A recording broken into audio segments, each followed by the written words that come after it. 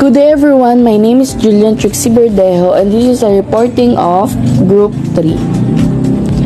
So now, the topic is drawing conclusion about population mean based on test statistic, value, and critical region.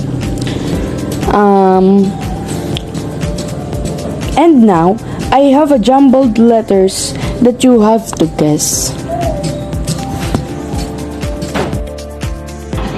So our topic for today is about drawing conclusion about population mean based on test statistic value and critical region. Our learning objectives are recall and apply the hypothesis testing and draw conclusion about population mean based on test statistic value and rejection region. In this discussion, we explore the significance of test statistic value and critical region in drawing conclusions about population means, highlighting their role in hypothesis testing and decision-making processes.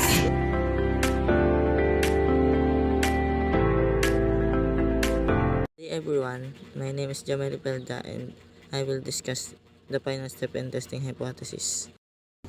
The final step in testing hypothesis is to interpret the result or draw conclusion out of the computed value. In this module, you will decide whether you reject or not the null hypothesis. After obtaining the computed value of the test statistic, it is being compared to the critical values. Narito naman ang z-critical table at t-critical table.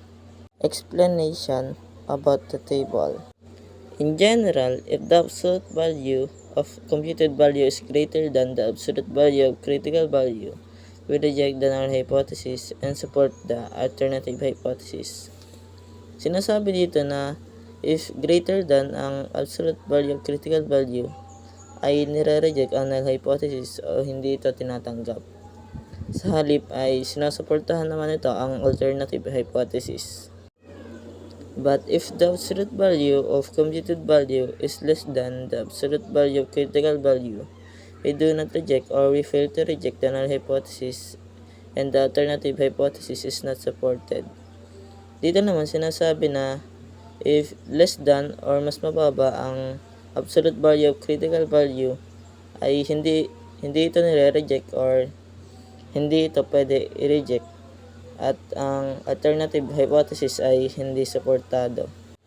In a right-tailed test, if computed value is greater than the critical value, we reject the null hypothesis and support the alternative hypothesis. But if computed value is less than the critical value, we do not reject or we fail to reject the null hypothesis and the alternative hypothesis is not supported. Sinasabi dito kung nasa right-tailed test o nasa kanan ay greater than and rejected the null hypothesis and support naman ang alternative hypothesis. Pero kung ang computed value ay mas mababa o less than the critical value, we do not reject or we fail to reject the null hypothesis. Ayun ay yung kung ito ay greater than or mas mataas. At kung ito ay right-tailed test. Sa left-tailed test naman, if the computed value is less than critical value, we reject the null hypothesis and support the alternative hypothesis. But if computed value is greater than the critical value, we do not reject or we fail to reject the null hypothesis and the alternative hypothesis is not supported. Dito naman sa left-tailed test ay para magkapaligtad lang sila nung right-tailed test. Dito sa left-tailed test is less than critical value or mas mababa. And if less than the critical value ay rejected naman ang null hypothesis and the alternative hypothesis is supported.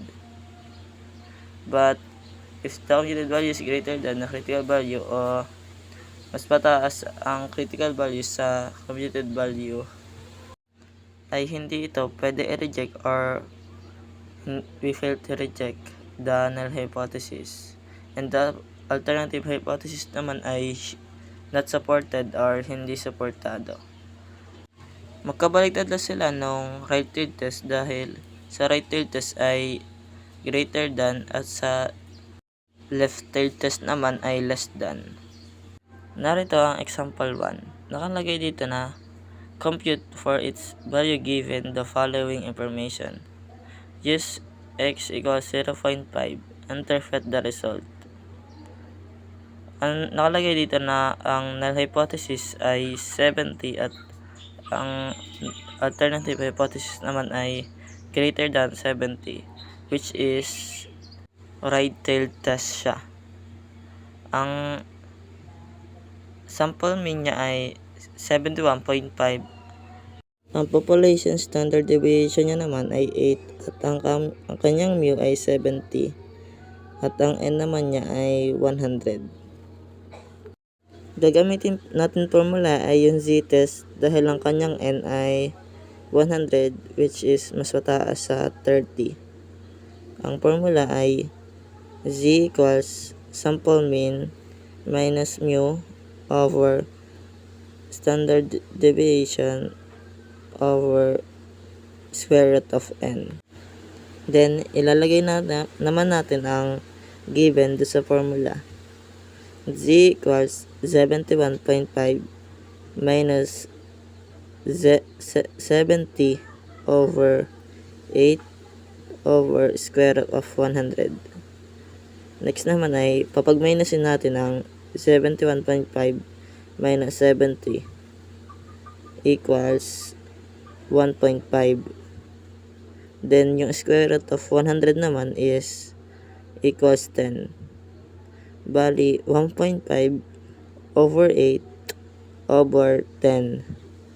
So, sunod naman natin gagawin ay ang 8 divided by 10 equals 0.8. At ang huli naman ay 1.5 minus 0.8 equals 1.875. Bali, the computed z value is 1.875, which is greater than the critical value of 1.645. 1.4645 pala ang ating critical value dahil ang level significance natin ay 0.05. Therefore, we reject the null hypothesis and support the alternative hypothesis. Ibig sabihin ay rejected siya at ang alternative hypothesis ay supported. Sa example 2 naman, compute for its value given the following information. X equals 0.01. Interpret the result. Ang null hypothesis naman natin ay 127 at ang alternative hypothesis natin ay less than 127, which is nasa left-tailed test siya. Ang sample mean naman natin ay 124.5 at ang standard deviation natin ay 5. Ang mu naman natin ay 127 at ang sample size natin o n ay 12.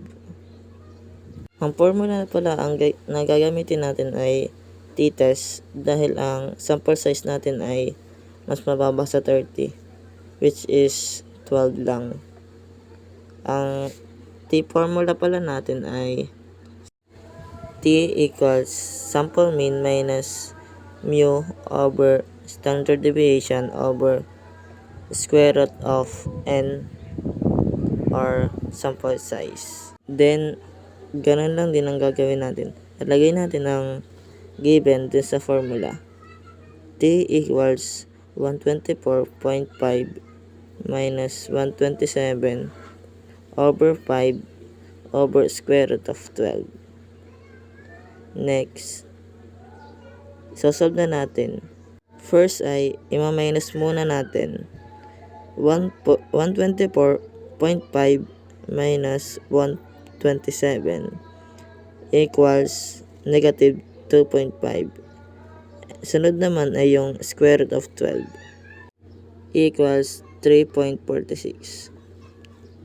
Sunod naman ay pag-divide natin yung 5 divided by 3.46 equals 1.44. At ang huli ay negative 2.5 divided by 1.44 equals negative 1.736. And the decision ay the computed t-value is greater than the critical value. Therefore, negative 1.736 is greater than negative 2.718.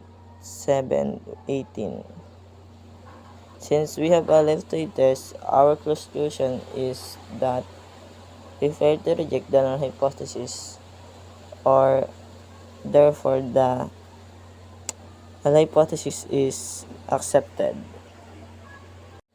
At ang huli naman ay example 3. The government claims that 10,000 is the monthly expenses of Filipino family with 4 members. A sample mean of 26 family has mean monthly expenses of 10,900 and the standard deviation of 1,250. Is there enough evidence to reject the government claims? At x equals 2.5%.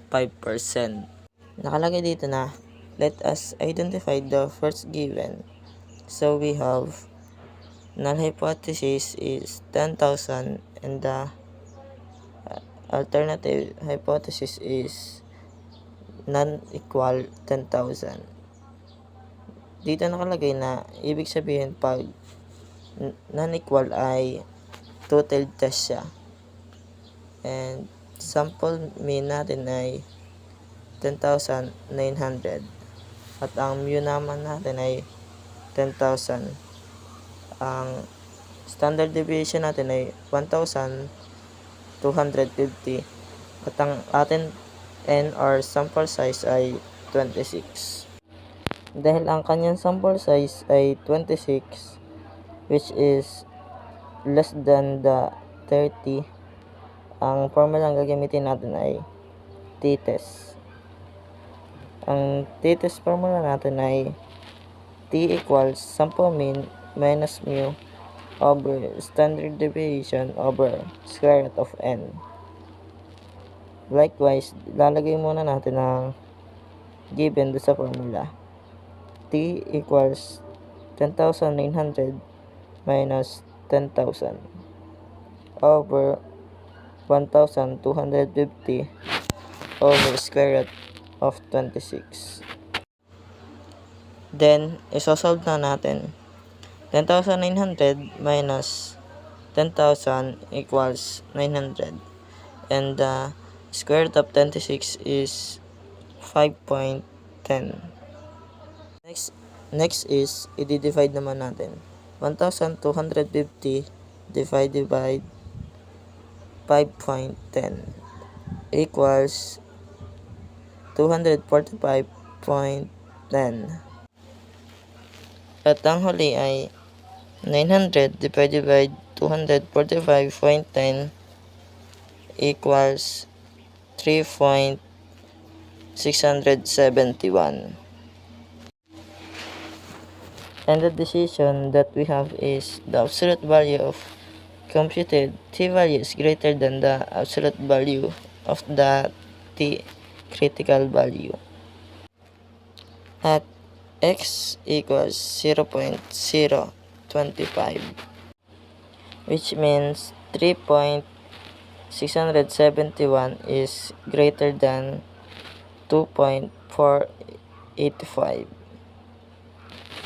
Therefore, we reject the null hypothesis or hindi siya accepted. At ang conclusion naman natin dun sa given ay we can conclude that there is enough evidence to reject the claim of the government that 10,000 is the monthly expenses of Filipino family with 4 members.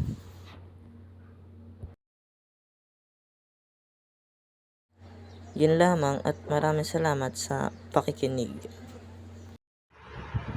Kindly answer this short quiz on 1/4 sheet of paper.